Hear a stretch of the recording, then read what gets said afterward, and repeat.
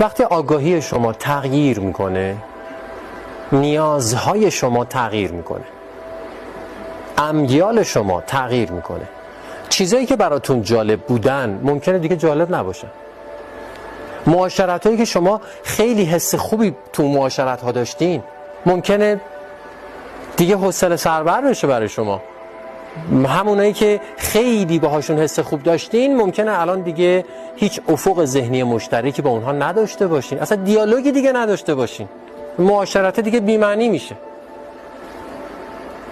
و اینطور به نظر میرسه که هر آنچه که شور زیستن به من میداد رو دارم از دست میدم.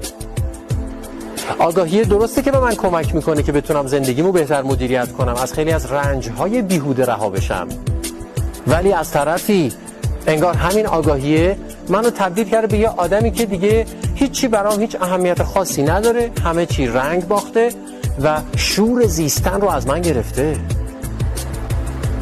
تا یه مقطعی اینجوریه، از یه جایی به بعد موضوعات جدیدی خودنمایی میکنن، آشکار میشن که شور زیستن به شما میدن، ولی از سنخ امیال قبلی نیستن.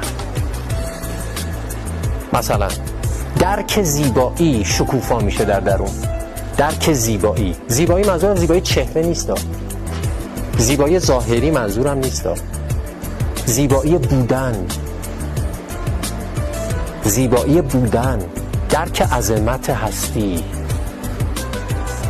درک یه چیزای دیگه‌ای که خیلی ژرف‌تر و لطیف‌تر هستن و حالا دیگه خواسته ها خودمحور نیست. خواسته ها دیگه خودمحور نیست.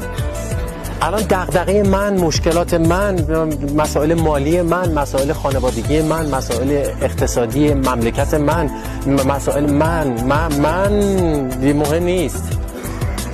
تو وقتی آگاهی وظیفه داری، دل تو قلب تو باز نگه داری، مشعلدار نور باشی، جهان رو روشن نگه داری. عده قلیلی از شهروندان آگاه همیشه باید باشن که جهان نجات پیدا کنه. لزومی نداره نه اسلحه بردارید نه برید کاری کنید. تازه وظیفه‌های جدیدی پیدا می‌کنیم، تازه ادراکات جدیدی پیدا می‌کنیم. وقتی آگاه‌تر هستین نمیتونین اندوهگین باشین. برای جان جهان وظیفه به عهده دارین. اصلا شکل ماجرا عوض میشه، شور عظیم‌تری جاری میشه، درک زیبایی در سطح لطیف‌تری تجربه میشه که اصلا